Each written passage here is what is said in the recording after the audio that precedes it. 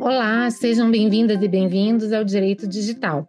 Esse é um podcast apresentado por mim, Ana Frazão, professora de Direito Comercial e Econômico da Universidade de Brasília, e por Caitlin Mulholland, professora de Direito Civil da PUC do Rio de Janeiro. Este é um espaço de debate sobre os diversos temas que envolvem a nossa vida cotidiana, que está cada vez mais digital. Vocês podem ouvir nossos episódios nas plataformas de streaming. Hoje vamos falar sobre a nova resolução do Conselho Nacional de Justiça sobre o uso da inteligência artificial no judiciário. Há alguns meses, fizemos um episódio sobre o uso de inteligência artificial pelo Poder Judiciário.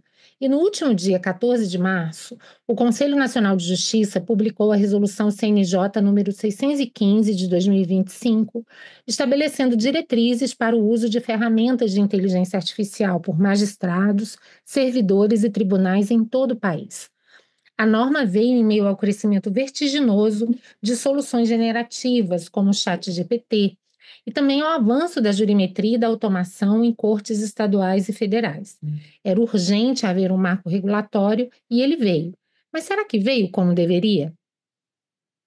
A resolução é extensa, tem quase 50 artigos e traz um arsenal de boas intenções.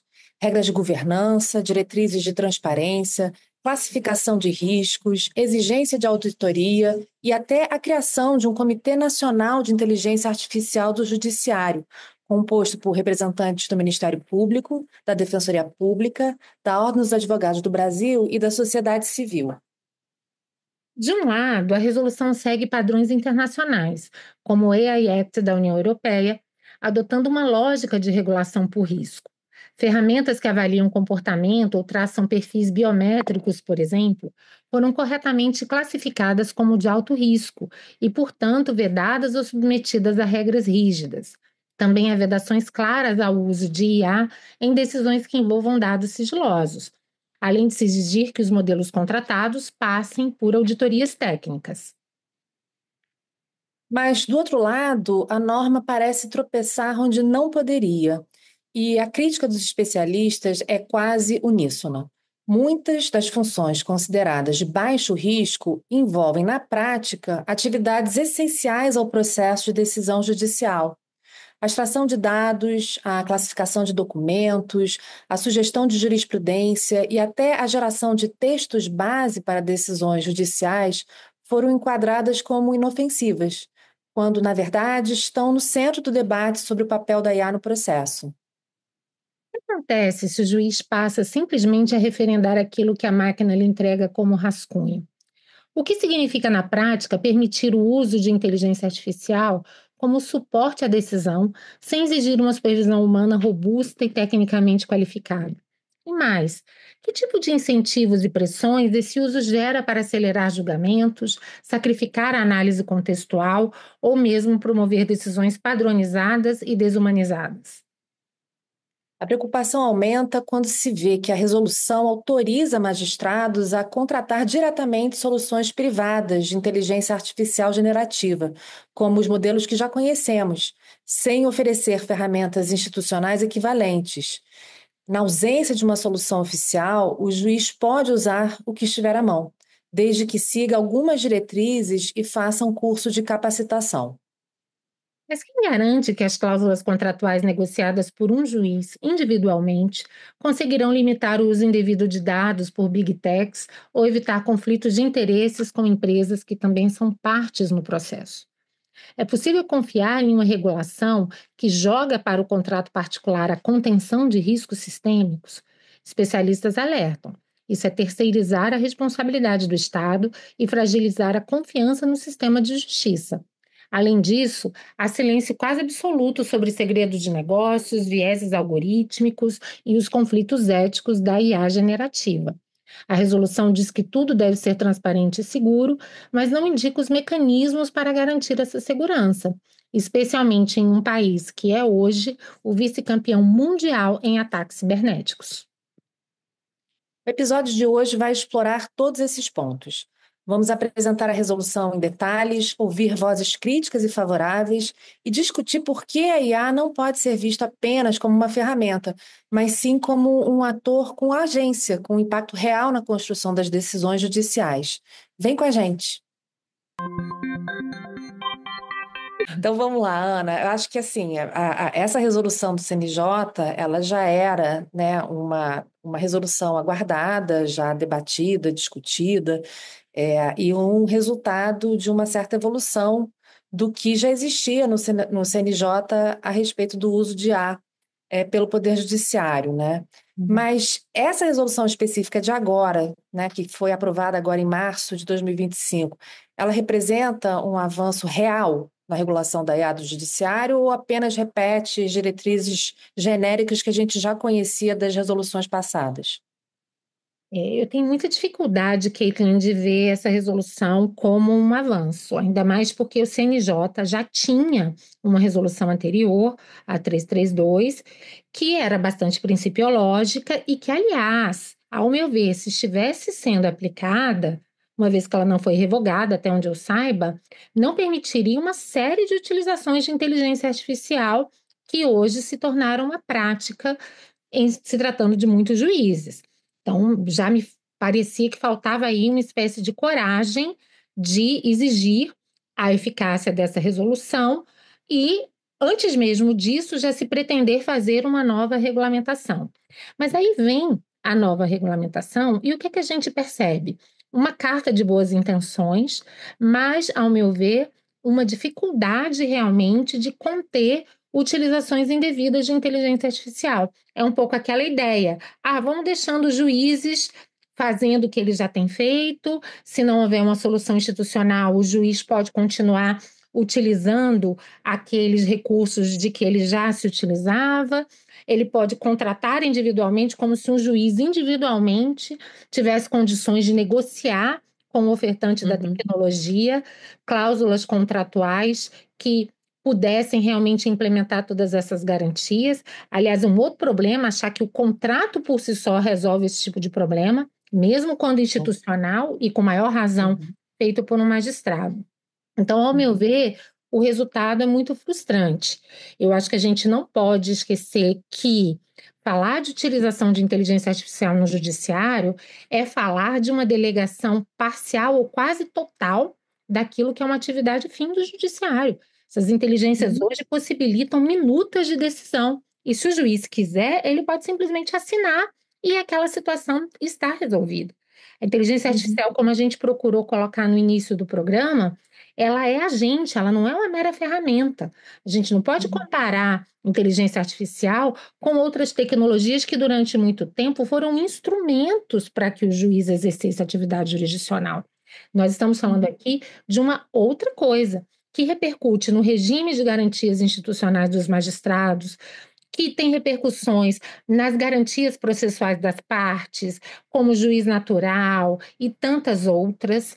E, ao meu ver, estamos fazendo isso tudo sem muitas vezes entendermos nem mesmo quais são as relações entre homens e máquinas, quais são os incentivos que os juízes têm para replicar de maneira crítica a decisão da máquina. Isso sem falar em uma série de outras dificuldades que a gente vai abordar ao longo aqui do nosso episódio. Mas, de uma maneira preliminar, para mim, o resultado foi extremamente frustrante, razão pela qual eu entendo que as preocupações continuam existindo.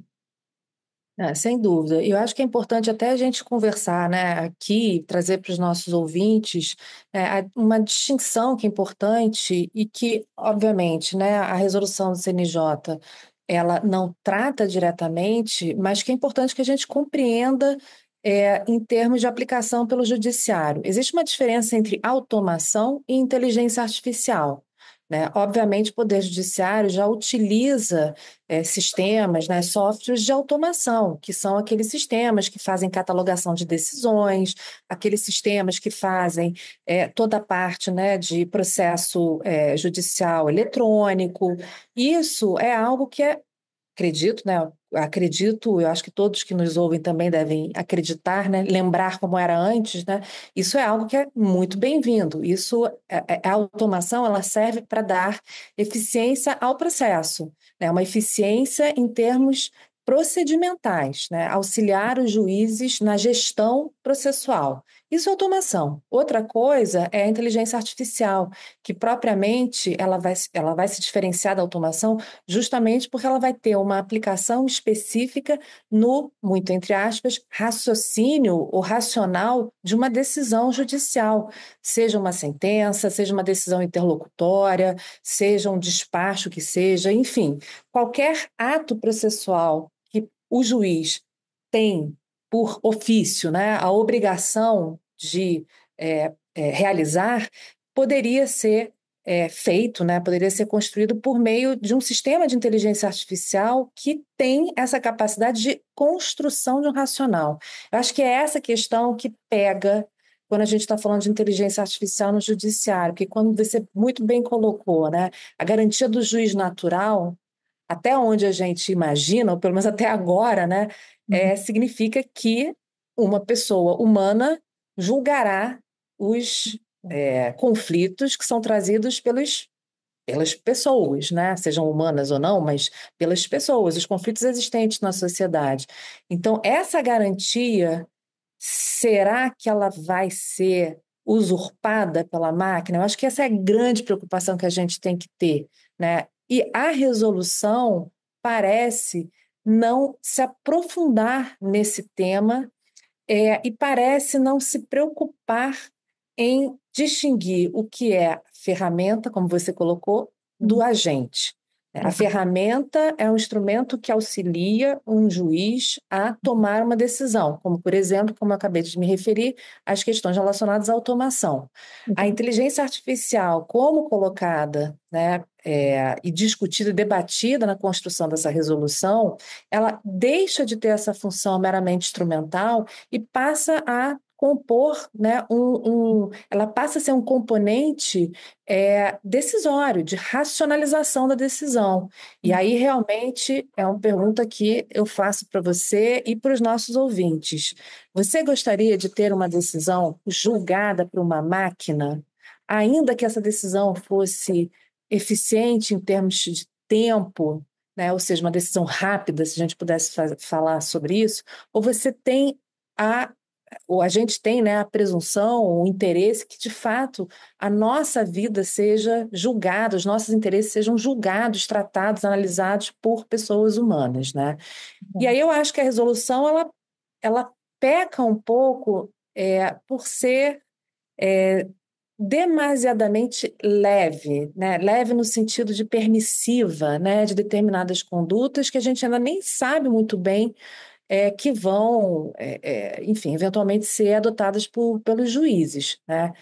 Se a gente pensar, Ana, que no Brasil a gente tem 85 mais, provavelmente, né? 85 milhões de processos em andamento no momento, pelo menos no final do ano passado era mais ou menos esse o número, né? Eu acho que existiria aí uma forte tendência dos magistrados se utilizarem de inteligência artificial, até por uma questão que o próprio CNJ, quando foi constituído, passou a exigir, que é a questão da produtividade, né? Exato. Então, eu acho que a gente tem aí São um incentivos grande perversos, problema, né? Incentivos incentivos muito perversos. perversos para você manter criticamente o resultado da máquina, É isso. né? Então, a pergunta que eu faço é justamente: você toparia ser julgado por uma máquina ou não? É, Essa é uma pergunta que é essa é uma pergunta relevante. muito boa, né? E eu te responderia, talvez a gente tenha que fazer uma pergunta anterior. Não me parece que a Constituição brasileira admita essa possibilidade, né? Quando ela cria um Também poder acho. judiciário, uma coisa é você, vamos imaginar, né, na seara arbitral, que é uma seara consensual, você chegar a determinados momentos em que você opte e prefira ser julgado por uma máquina. Mas, mal ou bem, nós temos um poder judiciário que é constituído por agentes de Estado, que exercem uma função Uhum. de alta relevância, estão sujeitos a um regime administrativo extremamente importante para proteger não só o magistrado, mas o poder como um todo e, consequentemente, a decisão em termos de qualidade, imparcialidade, juiz natural e tantos outros pontos. E, na prática, é isso que pode estar acontecendo. E veja uma das questões dentre as inúmeras que decorrem dessa resolução, Caitlin. Há a previsão de que os juízes precisam fazer o curso de capacitação, o que é um ponto muito Sim. importante, porque talvez um curso bem dado possa realmente despertar no juiz todas as preocupações e cuidados que ele deve ter. Porém, Uhum. não há nenhuma regra dizendo que enquanto o juiz não faça esse curso de capacitação, ele não possa continuar fazendo muitas vezes o que ele já faz. Então, na prática, é uma resolução que às vezes ela regula desregulando ou desregula regulando. Me parece que Uhum. não há uma vontade efetiva de regular. A questão do curso de capacitação é a maior prova disso. Se realmente houvesse a intenção de se resguardar a integridade do Poder Judiciário, me parece que essa teria que ser a primeira providência. Enquanto o Sem magistrado dúvida. demonstrar que está preparado para lidar com o resultado de máquina, ele não pode usar esse resultado. Mas aí a gente inverte. Não, primeiro ele já estava usando, ele continua usando e depois do curso de formação, que sabe lá quando vai acontecer, sabe lá em que medida vai efetivamente preparar o magistrado para lidar com a inteligência artificial. Enfim, ao meu ver, me deu a impressão, em muitos momentos, que é uma regulação para inglês ver.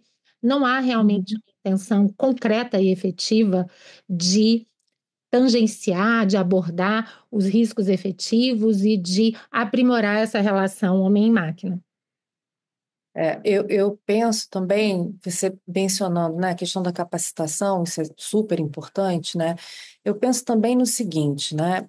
Se a gente tem um magistrado que hoje tem acesso a um sistema, vamos pensar no melhor dos mundos, tá? Se o magistrado hoje tem acesso a um sistema unificado do Poder Judiciário brasileiro, que é um sistema de inteligência artificial, que só, entre aspas, roda dentro dos sistemas de gestão do Poder Judiciário, a gente teria a capacidade de avaliar o risco na utilização desse sistema e a própria capacitação do magistrado seria feita por aquele que implementa o sistema dentro do Poder Judiciário. O que eu quero dizer com isso? A gente tem inúmeros, a gente tem tribunais, né, estaduais, federais, o Supremo, o STJ, Tribunal do Trabalho, enfim. Hoje, me parece que cada tribunal tem a possibilidade, e já faz isso, de adotar um sistema de inteligência artificial único, né? Tanto é assim que a gente sabe que os tribunais já implementaram sistemas de jurimetria e de gestão de processos, e às vezes esses sistemas não conversam entre si, né? Um tribunal tem um sistema super eficiente, outro não tem, portanto, não existe aí, e eu acho que essa é a questão, não existe aí uma uniformidade no uso da inteligência artificial pelos magistrados. Então, a gente pode ter, enquanto a gente não tiver uma capacitação e um sistema integrado Uhum. do Poder Judiciário brasileiro como um todo, a gente correr o risco, né, de ter decisões formatadas pela inteligência artificial, né, dentro de sistemas que sejam proprietários, por assim dizer, de cada tribunal, a gente corre o risco de uma coisa que eu não sei se foi pensado, né, mas a gente corre o risco de ter decisões que vão ser em determinadas situações, favoráveis e desfavoráveis de acordo com o próprio tribunal que está julgando a causa. E aí a gente não. Como é que vai funcionar, por exemplo? Eu sei que eu estou viajando aqui, já pensando lá na frente, mas como é que vai funcionar, por exemplo, a construção de precedentes dentro de um tribunal? Quer dizer, na verdade, né? Se a gente tem sistemas de inteligência artificial que são adotados de forma distinta, sem um controle único de uma autoridade, né? A Sim. gente sabe que essa resolução ela traz a constituição, né, de um comitê, né, de Uhum. supervisão, mas o fato é que enquanto isso não tiver concretamente, né, funcionando, a gente vai ter a possibilidade aí de decisões que são completamente díspares e que com uma incapacidade de constituição de precedentes. Acho isso um problema, que não está sendo, que não foi, de fato, endereçado por essa resolução. Exato. Aliás, a gente já falou sobre esse assunto em um episódio anterior, no qual a gente, Uhum. inclusive, teve a oportunidade de mostrar por que que é falsa aquela ideia de que uma decisão de máquina é sempre superior à decisão humana. Sim. especialmente quando estamos falando de decisões valorativas, que envolvem juízos interpretativos complexos, como é o caso da decisão. Então, a gente hoje não vai ter tempo para esmiuçar todas essas questões, mas eu sugiro realmente aos nossos ouvintes que, se têm interesse nesse assunto ou alguma dúvida, que voltem ao episódio anterior. O que eu acho que é muito importante aqui o nosso foco hoje é pensar um pouco mais na operacionalização dessa inteligência artificial no judiciário. Uhum. E é como você disse, Caitlin, isso é repleto e cercado de desafios. E aí algumas coisas nos chamam muita atenção. Você imaginar que o magistrado sozinho vai resolver esse problema por meio de um contrato individual? Mesmo uma É, solução institucional, como seria a solução de um tribunal, de tentar contratar um sistema específico para ele. Não adianta, como diz a resolução, simplesmente dizer: olha, o agente tem que assumir a obrigação de respeitar os direitos. A questão é como. Como isso vai ser possível, exatamente. por exemplo, sem ficar claro como é que os tribunais e o Poder Judiciário vai lidar com o segredo de empresa? Ou seja, está na Isso é um hora da problema. gente sair um pouco desse discurso teórico, desse mundo de fantasia, de achar que com um contrato e com a assunção, mas a gente está dizendo que ele vai respeitar. Sim, você, como judiciário, vai simplesmente acreditar nisso? Quais são os mecanismos efetivos para assegurar que efetivamente isso aconteça? Então, eu achei, assim, de uma maneira geral, tudo muito problemático e me deu a impressão que, de fato, o CNJ não quis tomar uma posição firme a esse respeito, porque confiar em soluções individuais ou em soluções exclusivamente contratuais para esse tipo de problema, enfim, para mim é uma fantasia, com todo o perdão a E- que pensam de maneira contrária. Mas eu acho que essa resolução tem um ponto positivo, se eu posso considerar, né, esse ponto positivo, acho que é sim, que é o estabelecimento de uma certa governança. Só que a questão é a governança sobre o quê, né? É isso. Acho que é isso que a gente está falando, né?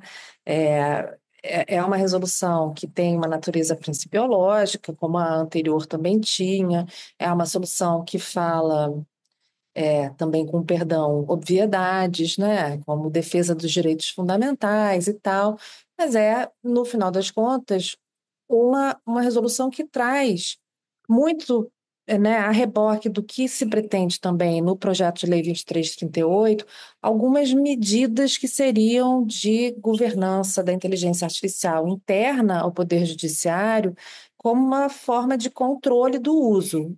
Mas a gente a gente está fazendo agora, né? A gente está num momento de testagem, na É, verdade, né? é Ou isso, seja, amigo. Uhum, a pode ser. governança ela tá surgindo, né, em cima de um teste, né? Vamos ver no que vai dar para depois se constituir um comitê para depois identificar quais são aí por exemplo, classificações do risco, ou que tipo de convênio deve ser celebrado, ou que tipo de acordo ou cooperação com que tipo de órgão, enfim. E olha a Eu acho que isso inversão, teria. né? É Você isso. primeiro tinha que pensar na capacitação, na governança, depois você libera o uso, não, você inverte.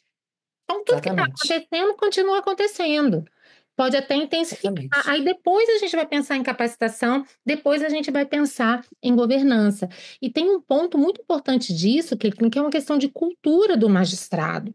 Quer dizer, Sim. esse tema já tinha que ter sido disciplinado há mais tempo. Se tivesse havido Uhum. intenção do CNJ, ele teria que ter sido firme, exigir o cumprimento da 332 e falar: olha, enquanto a gente não regulamenta isso, não pode ter utilização de inteligência artificial aqui, ou só pode É ter isso. nessas áreas e dessa maneira e ponto. E o magistrado não Exatamente. pode individualmente ir contra. Mas não, você simplesmente resolve flexibilizar, você deixa que cada magistrado faça do jeito que quer, sabe Deus quando é que vem essa capacitação, sabe Deus quando é que vem esse sistema de governança.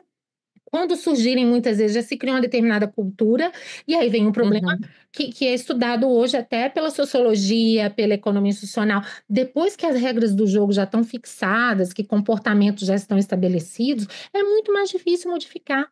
Infelizmente, a omissão do CNJ hoje propiciou que todo um judiciário se acostume a utilizar mal a inteligência artificial, ou pelo menos a utilizar sem os devidos cuidados, sem a consciência dos devidos riscos. Por falar em risco, então já vou puxar uma outra pergunta que eu acho que isso é importante, né? A gente tem na resolução, a partir do artigo 9º, né, um regramento sobre categorização dos riscos, que Uhum. é um assunto super relevante, inclusive no projeto de lei 2338, no regulamento europeu, no marco legal europeu de inteligência artificial, que é justamente identificar os riscos, né? Ou seja, essa categorização de riscos, ela é fundamental para identificar o que pode e o que não pode ser usado, o que é permitido, quais são os limites do uso daquele sistema de inteligência artificial, o que é proibido, né? Então, pegando como exemplo aqui a própria resolução, né? O artigo 9º ele diz que os tribunais, eles próprios, têm que realizar a avaliação das soluções que utilizem técnicas da inteligência artificial para definir o grau de risco baseado na categorização estabelecida no anexo da resolução, que é o anexo de classificação de riscos, né? E aí, toda classificação de risco leva em consideração a probabilidade de um dano, ou uma probabilidade de uma situação desfavorável, junto com o impacto que essa solução traz para direitos fundamentais, né?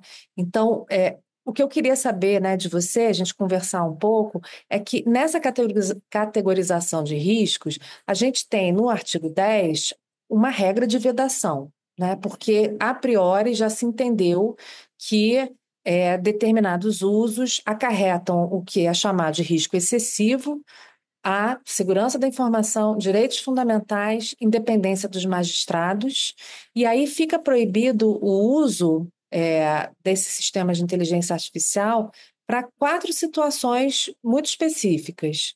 Sistemas que não permitam a revisão humana, ou seja, aqueles sistemas absolutamente autônomos de inteligência artificial que geram soluções, né, que inviabilizam qualquer tipo de avaliação humana, sistemas que vão fazer uma categorização, vão fazer uma classificação, melhor dizendo, das pessoas através de um perfilamento, considerando traços de personalidade, as características das pessoas, o comportamento de determinadas pessoas e grupos de pessoas. E aqui a gente tem uma questão importante que diz respeito à própria vulnerabilidade de grupos sociais, né? E aqui tratando também, né, do caso específico do Compass, né, que é a questão da reiteração delitiva, né, o perfilamento para fins de identificação de reiteração delitiva. A questão também, a proibição, porque considerado de risco excessivo, né, de sistemas de inteligência artificial que façam ranqueamento de pessoas, e, por fim, a questão do uso, né, dos sistemas para identificação e autenticação de padrões biométricos para reconhecimento de emoções, né? Então, nesses casos, a resolução foi absolutamente correta, a meu ver, né? Vedou, não pode, mas nos outros casos, e está ótimo, acho que todo mundo concorda que realmente não pode, né? A primeira delas é evidente, tem que ter a possibilidade de revisão humana, porque afinal de contas, juiz natural, quem julga uma pessoa, portanto tem que ter, ou várias pessoas, portanto tem que ter a possibilidade de revisão humana. O problema é que as demais classificações de risco ou categorizações, elas não são evidenciadas, né? Uhum. Então, por exemplo, no parágrafo 3º do artigo 11 dessa resolução, se estabelece que essas soluções de baixo risco têm que ser monitoradas e revisadas periodicamente para assegurar que elas permaneçam como sendo soluções de baixo risco. E aí, a pergunta que eu faço para você, Ana, quais seriam, então, os riscos de classificar como baixo risco essas atividades que, de uma certa forma, vão influenciar diretamente a formação dessa decisão judicial? Como, por exemplo, sumarização de documentos ou sugestão de jurisprudência, né? Será que isso, né, sumarizar documentos e sugerir jurisprudência, será que isso de fato pode se caracterizar hoje como sendo de baixo risco? A gente pode estar diante de simplesmente de um sistema de automação, mas se a gente utiliza esse sistema de automação junto com uma inteligência artificial embutida, será que a gente não está, de alguma forma, permitindo que o sistema influencie a decisão e esse baixo risco deixa de ser de baixo risco, tem que ser reclassificado? O que você acha? Eu estou completamente de acordo com isso.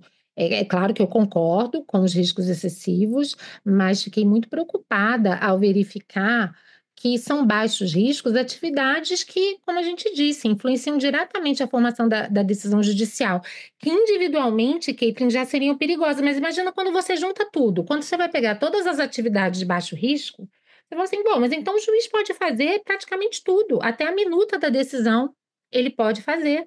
E isso tudo é baixo Uhum, risco? Não, eu não acho que seja baixo risco, ainda mais quando todas essas funcionalidades são unidas. Porque se fosse uhum, uma coisa isolada, ainda houvesse alguma coisa, olha, o juiz, quando ele utiliza a inteligência artificial para uma coisa, ele não vai poder utilizar para outra. Mas não é disso que se trata. Então, veja, você tem uma resolução que primeiro, se utiliza de alguns conceitos ou termos que, ao meu ver, causam muita perplexidade, inclusive dizendo que se dispensa a participação humana para serviços judiciários de suporte à decisão.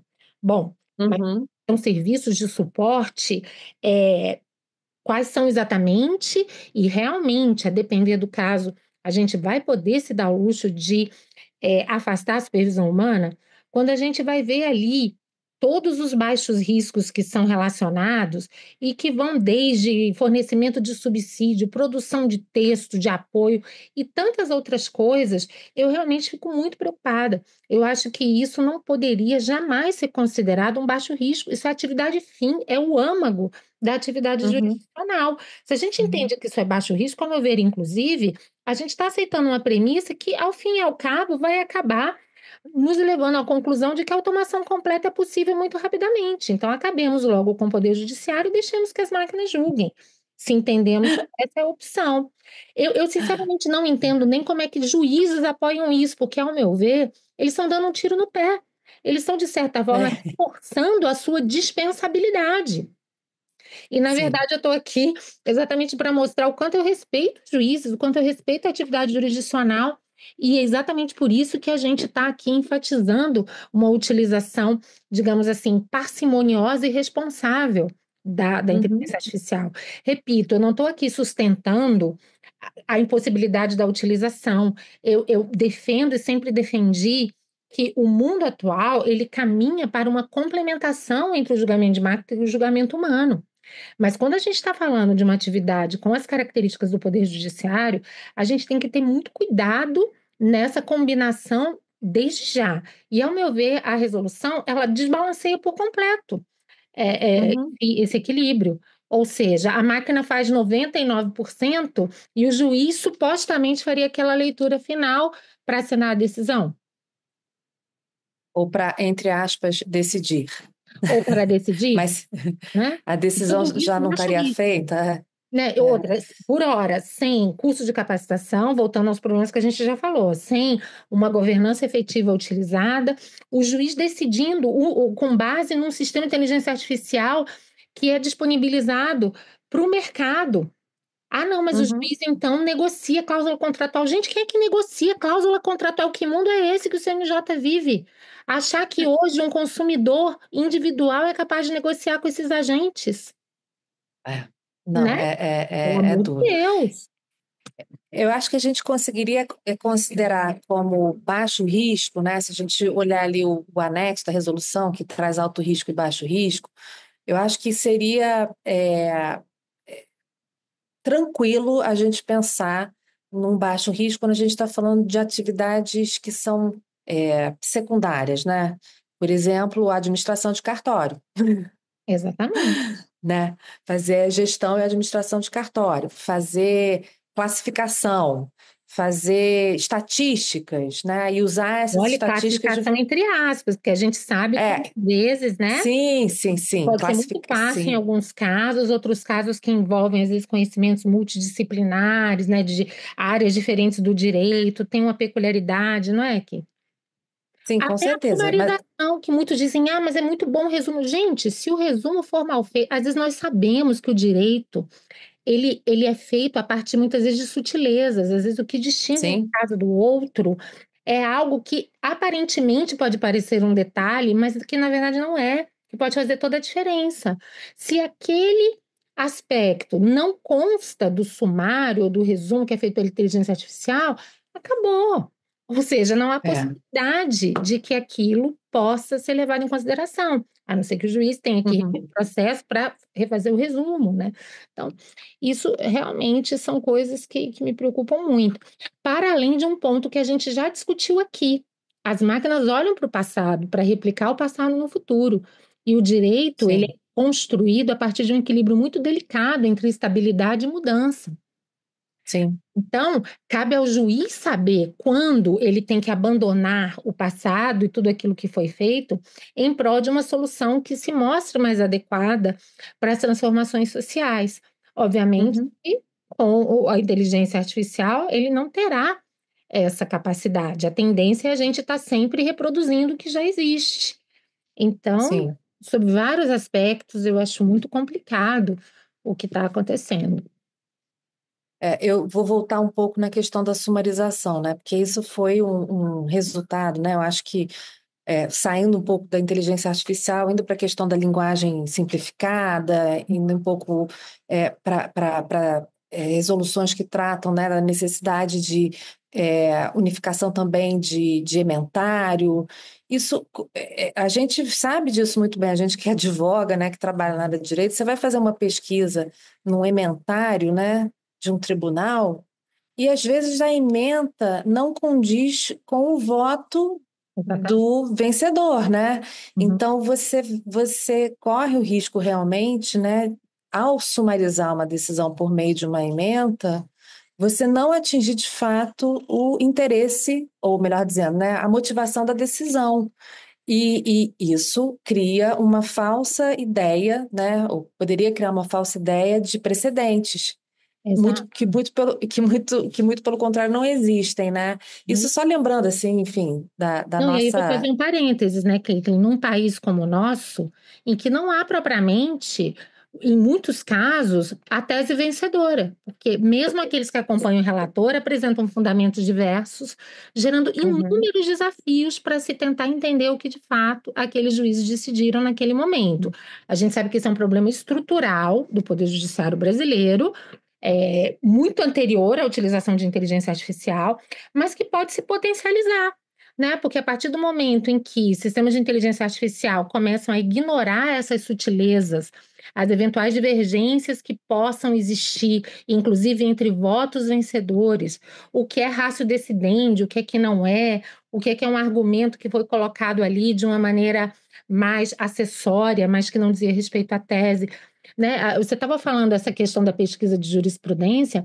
Quanto mais o tempo passa, mais eu me sinto na necessidade de ler os acórdãos. Às vezes eu vejo interpretação até de doutrinadores, de juízes. Você vai ler o acórdão, só que não é isso, né? exatamente, A gente está fazendo aqui exatamente. inferências que, a partir de uma ementa, poderiam, na verdade, existir, mas que quando a gente vai ler o todo da decisão, simplesmente se desfaz aquela primeira impressão, né? Sim. Então, num país como o nosso, que já tem todo esse contexto extremamente atribulado, né? Aí Uhum. a gente vai possibilitar que as máquinas, a partir dessa busca de padrões e etc., consigam realizar isso. Bom, eu acho que É, e é complicado.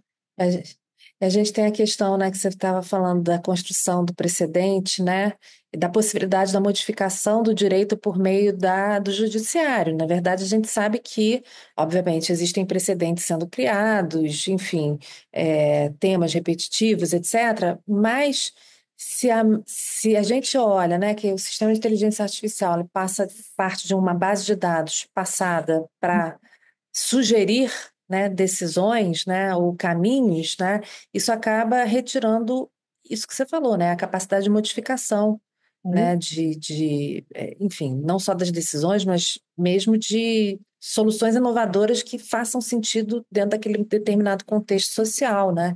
E aí veja É, que entra em o contexto de deslegitimação do judiciário.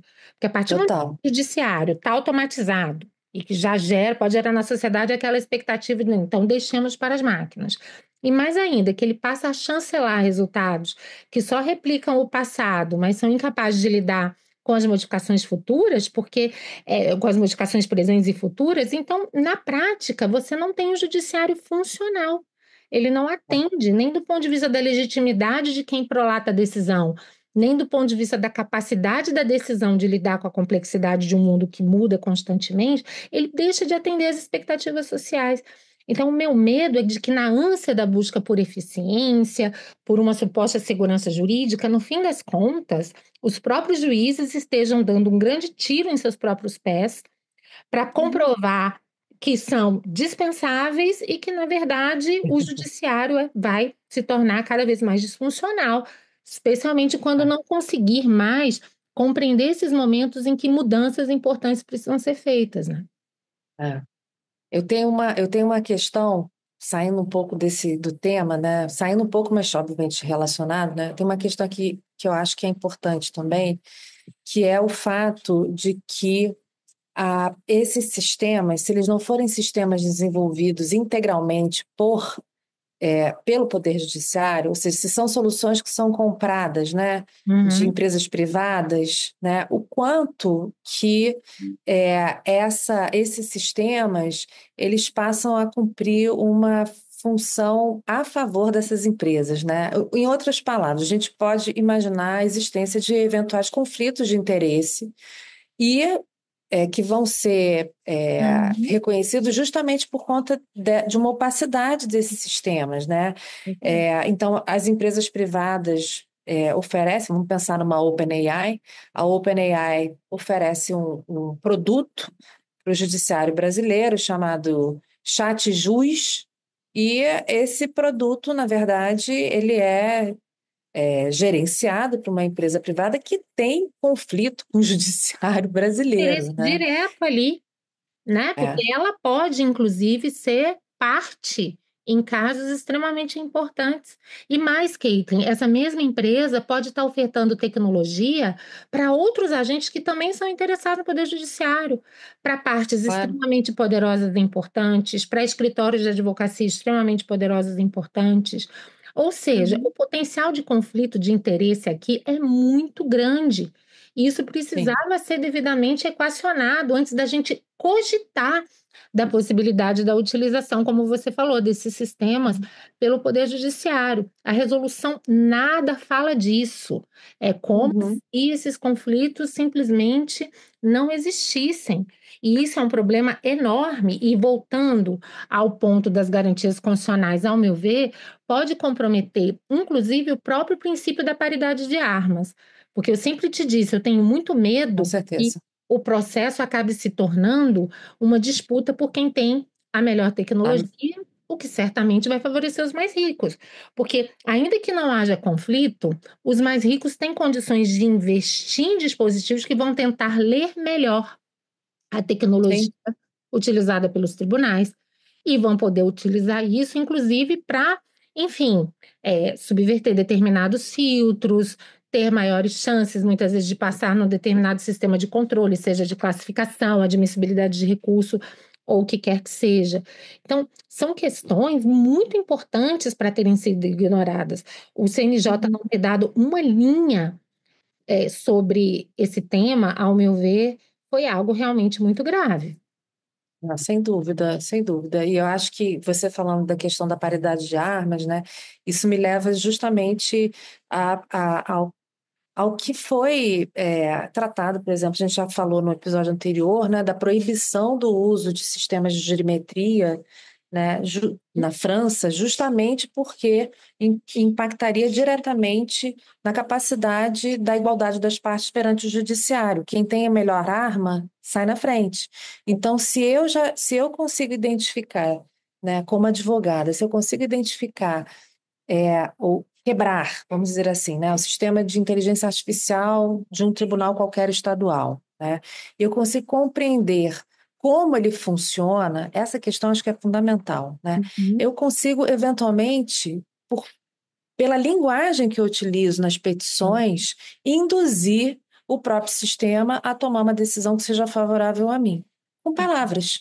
né? Então, assim, sem querer ser catastrofista, nem ficar pensando numa ficção científica, mas isso é possível. Tanto é possível que na França é proibido o uso de sistemas de jurimetria justamente por conta dessa ideia da paridade de armas, né? Mas eu acho assim acho que o grande problema que a gente tem da resolução, além, né, de obviamente ignorar por completo esse debate sobre conflitos de interesse, é também não levar em consideração o fato de que essas empresas privadas elas devem, né, se elas forem de fato contratadas, elas deveriam ter uma série de obrigações relacionadas à própria opacidade do sistema, né? Ou seja, como se dar ou como deve ser dada transparência Exato. àqueles sistemas de IA que vão ser ofertados pelas empresas privadas. Essa transparência, eventualmente, a própria empresa privada que fornece a solução não vai poder te dar. Pois E é. qual é o argumento que vai usar, Ana? Aquele velho argumento que a gente. Exatamente, o Agora, velho o argumento. judiciário pode ou deve acatar esse argumento? O judiciário vai usar uma tecnologia que ele mesmo não entende? Porque se a questão é o Pois poder é. do contrato, então o judiciário poderia exigir pelo contrato: olha, aqui não tem segredo de empresa, não. Ou eu consigo entender absolutamente o passo a passo de como esse sistema funciona, ou eu não tenho como utilizá-lo. Mas, Sim, mais uma vez, a resolução também se omite de tratar do segredo de empresa, que era um sim, ponto fundamental nessa equação, né? Então, sem no dúvida. fim das contas, dá para dizer que essa resolução garante alguns princípios básicos, como explicabilidade, transparência, supervisão humana? Não, não dá. Sim. Esses princípios, na verdade, são princípios que são, ainda que a gente não tenha, né, uma lei específica no Brasil, né, sobre a principiologia da IA, enfim, que traga esses princípios, mas são princípios que são reconhecidos por vários organismos internacionais, até por empresas, organizações privadas, a sociedade civil, né, os princípios da explicabilidade, como você colocou, transparência, supervisão humana, segurança, proteção de dados, etc, etc. Esses princípios eles já são reconhecidos como princípios aplicáveis, limitadores do uso da inteligência artificial. Se eu não me engano, a resolução fala desses princípios, né, de uma forma muito abstrata, né? Não Isso. concretizando. É, Assim, você tratar de princípios de forma abstrata, tudo bem, faz parte, cláusulas gerais, a gente vai, né, construindo conteúdo de acordo com a argumentação. Maravilha. Mas numa resolução que trata especificamente, né, do uso de um sistema, é, me pareceu bastante tímida, né? O fato dela não né? Até porque a não gente. dizer como. Isso, a gente já deveria ter aprendido um pouco até com a LGPD, né, Caitlin? Que não adianta ficar enunciando o princípio, não. Ainda mais quando você tem segredo de empresa. No fim das contas, qual é o resultado? A inefetividade desses princípios. Então, não adianta mais dizer o que deve ser assegurado, mas o como. E esse Exatamente. como, esse operacional, que é fundamental, né? Então, eu E repito, deveria vir antes. pois é, uma resolução muito principiológica, né? Ou baseada em procedimentos formais. Ah, você negocia o contrato, o tribunal vai obedecer isso, vai obedecer aquilo, ok, mas cadê a solução concreta que vai assegurar esses princípios que são fundamentais, né? E Tem que se estar não escrito, né? assegurar, pois é, se não assegurar, não pode usar. É essa É consequência. isso. Não é continuar usando até a gente ver como é que resolve, não. Ninguém vai sair com um carro sem ter segurança, né? Então, você vai fazer uma viagem de carro, a gente analisa se o pneu tá bom e tal. Não é assim, a gente sai com o carro e depois, se o pneu estourar, não tiver freio, a gente resolve no meio do caminho. É um pouco essa Uhum. analogia que eu vejo em relação a essa resolução. Ao mesmo tempo, é, enfim, que todas as críticas que possam ser feitas, enfim, é um esforço inicial que eu acho que é admirável no sentido de, né, fazer uma referência a essa questão, a forma, né? Como não considera procedimentos não é a mais adequada, É, mas ao mesmo tempo a gente tem uma situação aqui que eu acho né, vamos considerar, né, dar um voto de confiança aqui, que é o fato do judiciário pelo menos estar compreendendo que isso é um futuro, né? Ou seja, obviamente, já são utilizadas soluções de IA, super interessantes, super importantes, mas essa ideia, né, do futuro, de regular hoje pensando no futuro, mas sem pensar nos procedimentos, enfim, é uma ideia que pode levar a um uso, né, desses sistemas de inteligência artificial de forma irresponsável. Na verdade, eu não estou querendo acusar, não. Será que já não é usado? Essa que é a questão, né? Com certeza, É, né? Nos debates do CNJ ficou muito claro, mas os juízes já bom, usam, e a gente vai impedir? E eu falava, olha, vai, é o que tem que vai, acontecer. É simples assim. vai, Aliás, não é a gente que vai impedir, é a resolução 332, porque sobre vários aspectos, a tal exatamente. resolução, ela corresponde, ao meu ver, a uma involução. Porque a gente tinha uma resolução boa, no sentido de que ela Uhum. dizia o que não podia Que não acontecer. podia fazer, Só exatamente. pode fazer se for assim. Faltava era o quê? Coragem e determinação do CNJ para cumprir o ato normativo dele próprio. E agora a gente Uhum. tem uma resolução que é muito mais tolerante. Por quê? Impõe uma série de princípios, mas olha, enquanto a gente não assegura, vai usando aí. Uhum. É, complicado, né? Bem complicadinho. Mas, enfim, Tadinho. quais são os efeitos que você imaginaria, né? Vamos pensar assim, hoje, né? A gente descobre que uma decisão, a gente descobre, não, já tem casos e casos, né?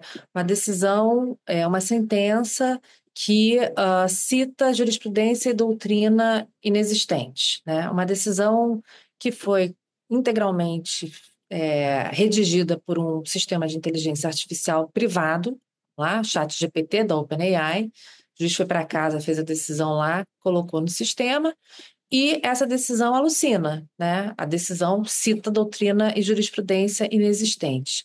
Existe uma responsabilidade pessoal do juiz, sem dúvida. Existe uma responsabilidade do Estado aí, no caso de um erro de julgamento, que essas coisas não são faladas.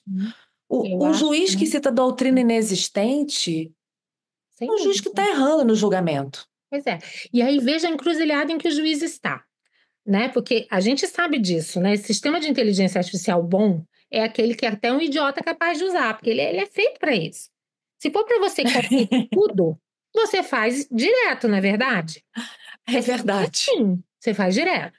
Então, se é para o juiz fazer uma pesquisa de jurisprudência e depois ele tem que conferir precedente por precedente para ver se aquele precedente existe, se a ementa é aquela mesma. Porque a questão não é nem ver se o precedente existe. Vai que o sistema alucina e coloca um item a mais na ementa que não existe, mas que pode alterar por completo o resultado do julgamento. Então, se é para conferir, confere seriamente. Mas, bom, para conferir Sim, seriamente, eu preferiria fazer eu mesma a pesquisa de jurisprudência, sendo bem sincera. claro.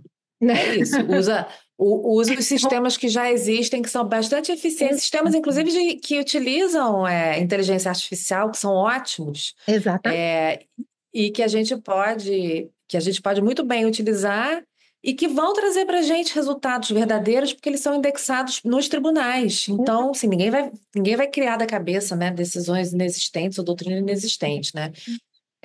Eu fiquei sabendo, inclusive, né, que existem já aconteceu algumas decisões judiciais que utilizam links inexistentes, né? Aparece o link direitinho para uma decisão, para um texto, que você clica em cima vai para lugar nenhum. Então, ainda tem essa questão, né, da alucinação que, sim, que realmente te induz em erro, né? Mas a Uhum. questão é, ela não tem que te induzir em erro, você que tem que desconfiar desde o momento É primeiro, né?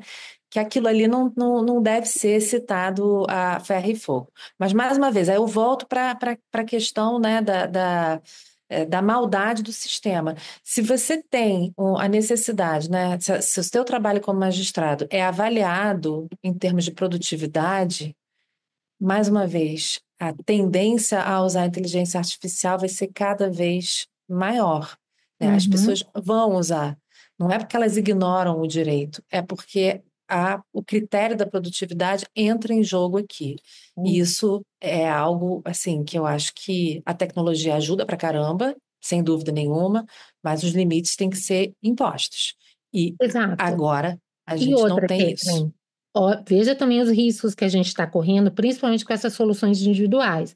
Porque se a gente tivesse uma experiência de dizer, olha, mas espera aí, a Anne e a Caitlin estão falando de erros da inteligência artificial generativa, mas eles são raríssimos.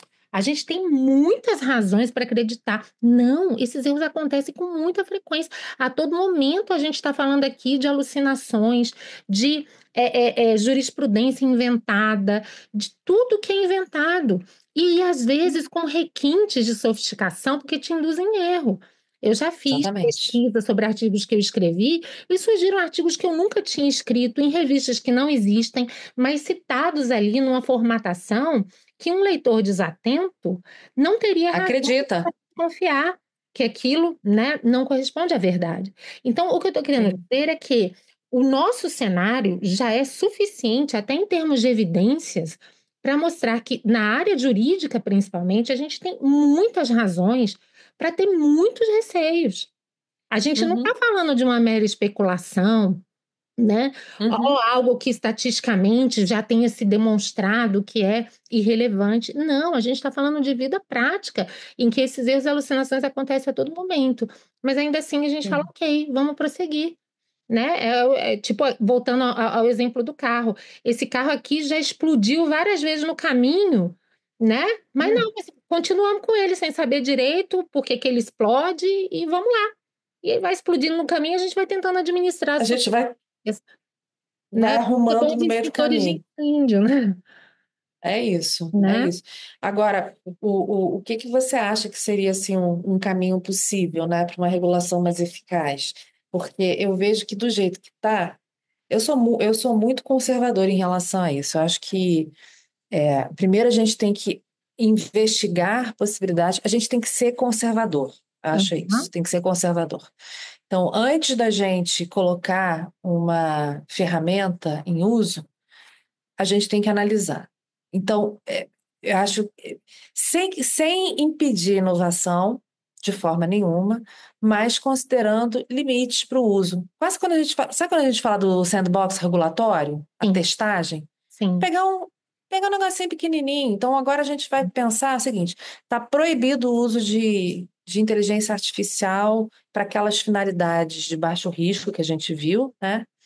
É, mas a gente vai fazer uma testagem no STF. O STF vai ser o nosso sandbox regulatório. A gente vai começar ali para testar como se usa o sistema de inteligência artificial, identificar eventuais. Acho que o STF é um péssimo exemplo, mas identificar eventuais problemas e tal dentro da implementação do sistema, para a partir daí pensar, identificar esses riscos, né, e regular de uma maneira mais eficaz, porque aí você consegue ver o que que pode dar errado, né?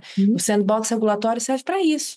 A sim. gente faz uma testagem, identifica os riscos e faz essa testagem ao longo, né, da implementação da tecnologia. Esse para você é um caminho possível? A gente tem como Acho voltar atrás nessa resolução? esse é um Essa que é a questão. problema, né? Esse é um problema, porque você cria uma prática institucional, a gente volta àquilo que já falamos.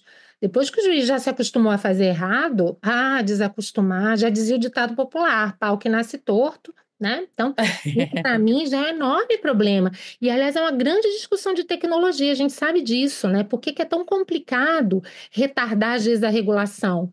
Porque depois que você já cria uma trajetória, né? Você é muito complicado mudar isso. Se cria uma dependência de trajetória e inúmeros outros problemas aí.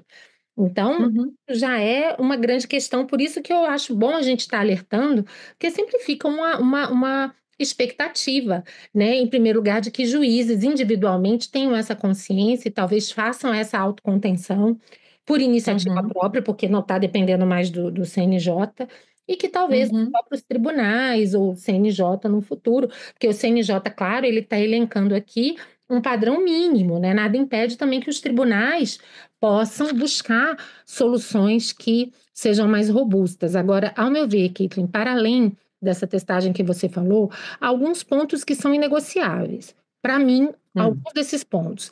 Soluções só podem ser institucionais. Solução individual, cada juiz fazer como bem entender, Não, não não dá, existe. não Dois, dá. qualquer que seja a solução, tem que haver uma preocupação para prevenir de maneira eficiente os conflitos de interesses. Três, Uhum. não tem como isso acontecer, especialmente diante de tecnologias que não sejam específicas para o judiciário, mas mesmo em relação às tecnologias específicas para o judiciário, sem transparência e com segredo de negócios. É simples assim. Sim. E quarto, tem que haver formação e treinamento dos juízes para que eles realmente possam entender a complexidade dessa interação.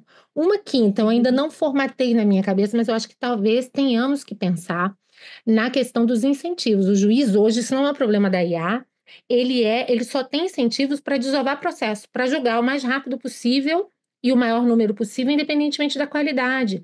Então, a inteligência artificial, ela só potencializa esse problema. Ela não é a causadora, mas ela potencializa um problema já existente. A gente tem que pensar muito na utilização disso. Será que um juiz que julga uma causa com IA, essa causa vai contar a mesma coisa do juiz que não julga? Eu não estou dizendo que sim, é uma mera elucubração, porque realmente eu não saberia Sim, responder nesse momento. Mas eu acho que a gente tem que pensar muito em introduzir métricas de qualidade da sem decisão. dúvida. Métricas que possam privilegiar não o juiz que está desovando o processo, mas aquele juiz que está ali realmente ralando, estudando, se esforçando para fazer o melhor.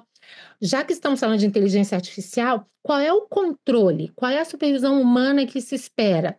Será que temos como minimamente traduzir isso para incentivos que premiem os juízes que estejam fazendo esse controle de forma mais efetiva? No mínimo, a gente tem que pensar nesses pontos. Uhum, uhum. E certificar, né, Ana? Eu acho que Uhum. certificação é uma boa forma da gente pensar também no uso da IA pelos juízes, né? O juiz Verdade. tem que ser certificado, né? É, Não o tribunal, mas o juiz, tá? com Bom, certeza. esse papo dá pano para manga ainda, a gente vai falar muito sobre isso, até porque a resolução é super recente, é de agora, né? Segundo, dia 14 de março que ela foi publicada, então acho que a gente vai agora ver como é que as coisas vão funcionar. E certamente mais à frente a gente vai voltar a esse assunto com os efeitos benéficos e ou maléficos dessa resolução. É verdade, eu acho que por hora só da gente trazer essa discussão, estimular juristas, especialmente juízes, a se engajarem nessa discussão, é extremamente importante. Sem dúvida. Muito obrigada por ouvir o Direito Digital. Compartilhe esse episódio com seus amigos e familiares no WhatsApp, no Facebook e no Instagram. Vocês também podem ouvir nossos episódios nas plataformas de streaming. Até a próxima! Até a próxima!